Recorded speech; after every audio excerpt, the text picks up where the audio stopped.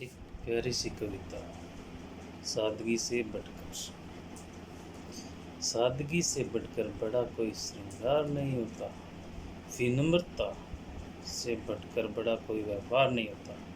और प्रेम से बढ़कर बड़ा कोई आहार नहीं होता। हिंदू मुस्लिम सिख ईसाई आपस में सब भाई भाई। इस भाईचारे से बढ़कर कोई बड़ा व्यापार नहीं होता। गर्मी के मौसम में बेजुबानों को दाना पानी देने से बढ़कर बड़ा कोई प्यार नहीं होता।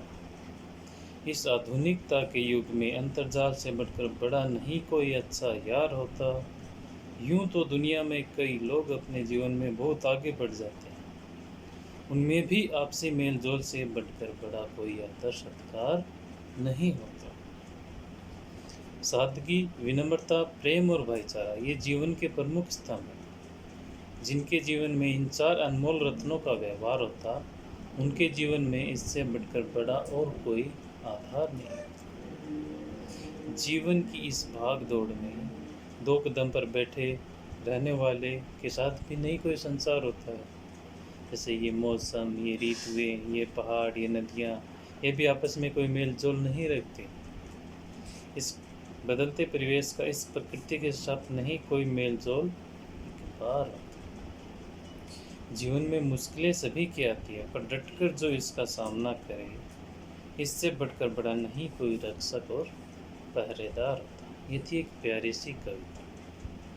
इसका नाम था सादगी से बढ़कर। इसके मूल स्रोत में दो तीन बातें बताई गई हैं, जैसे भाईचारा, जैसे गर्मी के मौसम में बेजुबान जो पक्षी हैं, पशु हैं, उनकी देखभाल से लेकर एक ये आधुनिकता के अंदर जो भी भागदौड़ मची हुई है उसके अंदर लोग आपस में एक दूसरे को टाइम नहीं दे पा रहे हैं, उससे संबंधित इसके अंदर कुछ बातें बताई गई हैं। और जैसे सादगी, विनम्रता, प्रेम और भाईचारा, इन चार स्तंभों को जीवन का आधार होता है, क्योंकि चार स्तंभ ही जीवन के आधार हैं। जिसके जीवन में इन चार स्तंभों के अंदर संतुलन है, वो जीवन में कभी पीछे नहीं रह पाए और नहीं रह सकता।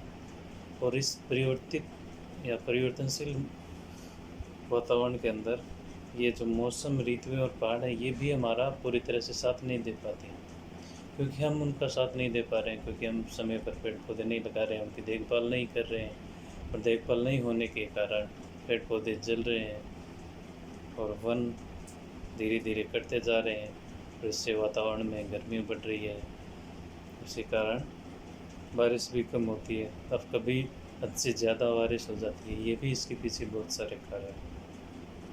इसलिए बदलते परिवेश में हमें आपस में मिलजुल कर साथ चलना चाहिए, जिससे वातावरण भी स्वस्थ रहेगा, लोग भी स्वस्थ रहेंगे और हमारा जीवन भी अच्छी तरह से आगे बढ़ता रहेगा।